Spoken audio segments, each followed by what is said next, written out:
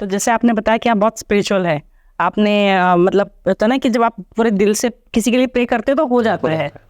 तो इस स्पिरिचुअलिटी में कैसे है? बिकॉज मैंने देखे हैं आर्मी वाले थोड़े से, हाँ ऑब्वियसली हर मंगलवार मंदिर प्रेड होती है, सब होता है पूजा पाठ पूरी होती है, लेकिन जो होता है ना मेडिटेशन या योगा, क्योंकि पीटी होती है, एक्सरसाइज होती है, टफ एक्सरसाइज होती है, कार्डियो जिसे हम कहते हैं, सब होता है, बिलीव करते हैं, लेकिन ये होता है कि हाँ भगवान है बस, जैसे माँ काली, अब तो गोरखा है माँ काली का, हाँ जी, तो ये वैसे, तो ये बिल्कुल मेडिटेशन और जो शांत रूप जिसे हम कहेंगे कि ध्यान का, इसमें कैसे आपने स्टार्ट किया? ये काफी सारी भ्रांतियां हैं इस विषय में। मुझे लगता है कि हम सब आध्यात्मिक हैं, कहीं ना कहीं किसी न किसी तौर पर हम आध्यात्मिक हैं। जो हमारे धर्म है वो भी अध्यात्म जो है एक बेस है, फंडामेंटल चीज़ अध्यात्म है। और उसके बाद जो जितने भी अलग अलग धर्म है, रिलीजन्स है, वो एक कोड है कि भाई आपने अगर उस चीज़ को फॉलो करना तो ये एक तरीका है, वो तरीके हैं, लेकिन मेन मूलभूत जो चीज़ है वो अध्यात्म है। और मूलभूत तौर पे हम सब आध्यात्मिक हैं। बहुत मतलब ये जनरली भ्रांति है कि आर्मी में, बिकॉज अध्यात्म में लव, कंपैशन, ये सब चीज़ें जो है मान, जबकि आर्मी जो है वायलेंस, स्ट्रेंथ, पावर, इन सब चीज़ों से। तो मैं गीता का अध्ययन किया है, तो मुझे सडनली एक बार ऐसे लगा, और ये मेडिटेशन के एकदम बाद में मुझे महसूस हुआ, देखिए सबसे अच्छी किताब, आध्यात्मिक किताब जो आज की तारीख में जिसको हम कहें, वो श्रीमद् भगवद गीता। श्रीमद् भगवद गीता जो है उसको कहाँ सुनाया गया? लड़ाई के मैदान में, कुरुक्षेत्र के मैदान में। वो भगवान कृष्ण ने किसको सुनाया? अर्जुन को। अर्जुन कौन थे? Commander in chief. और किस लिए सुनाया?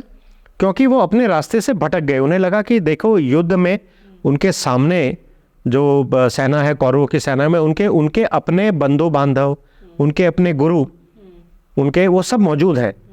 तो उनको लगा कि मतलब इनको मार के अगर राज्य मिला तो क्या मिला। तो उनको ये जो है एक उनके दिमाग में एक चीज़, इस चीज़ को, लेकिन किस तरीके से भगवान कृष्ण ने युद्ध के मैदान में उन कमांडर इन चीफ को बताया कि आपके लिए आपकी ड्यूटी सबसे ज़्यादा ज़रूरी है।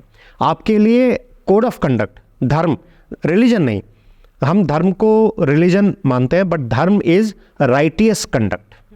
आपका मॉरल कोड ऑफ कंडक्ट, मतलब जो तरीका है, राइटियसनेस जो है, उसको एस्टेब्लिश करने के लिए, सही चीज़ को एस्टेब्लिश करने के लिए जो है आपको जो भी कुछ करना है। और लास्ट में भगवान कृष्ण सब कुछ बोलने के बाद में उनको क्या बोलते हैं कि आप अपना गांडीव उठाइए और अपना जो है लड़ाई शुरू करिए।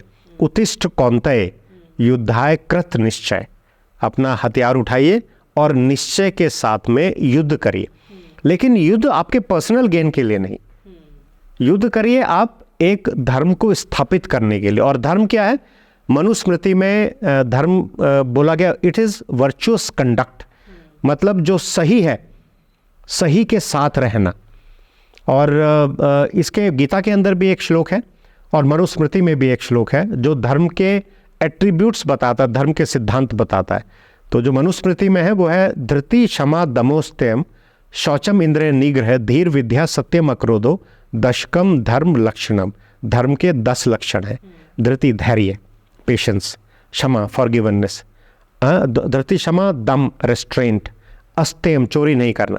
ये सिर्फ ये नहीं कि मैंने किसी दूसरे की चीज़ चुराई। अस्तेम संस्कृत का एक शब्द है, लेकिन अस्तेम है मिनिमलिज्म, मतलब अपने ज़रूरत के मुताबिक ही इस्तेमाल करना। आपको भूख लगी है, मतलब आप खाना खा रहे हैं और 4 रोटी में आपका पेट भर रहा है, तो 4 रोटी पर्याप्त है आपके लिए। लेकिन खाना बहुत अच्छा बना है, स्वादिष्ट है, और आप 10 रोटी खा लीजिए, तो वो 6 रोटी की चोरी हो गई।